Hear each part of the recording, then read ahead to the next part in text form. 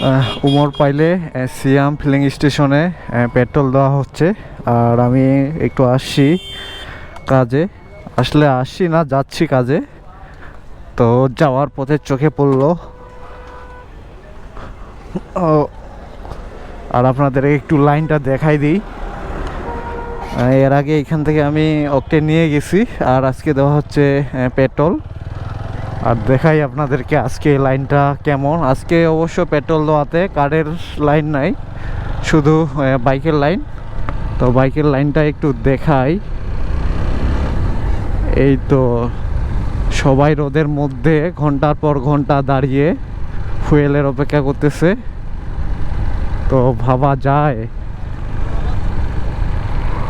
ও মাই god, বাইকগুলা কলা পাতা এমনি গাছের ডালপালা দিয়ে ঢাকে রাখছে, যাতে বাইকের কালার না নষ্ট হয় রোদে। আসলেই ভাই, এই রোদে বাইকের কালার ড্যামেজ করবেই, আপনি যাই বলেন। এই তো এইখান পর্যন্তই শেষ। আর এর আগে আমি এইখানেই দাঁড়িয়েছিলাম, আর এর একবার লাইনটাও বড় ছিল, এই কলার গাছ পর্যন্ত চলে আসছিল। তো আজকে একটু কম আছে। তো যাই হোক, এই হইল ফুয়েলের অবস্থা। এইভাবে কতদিন চলবে আই ডোন্ট নো। তবে ভাই, এইভাবে তো আর চলা যায় না, কিচ্ছু করার নেই।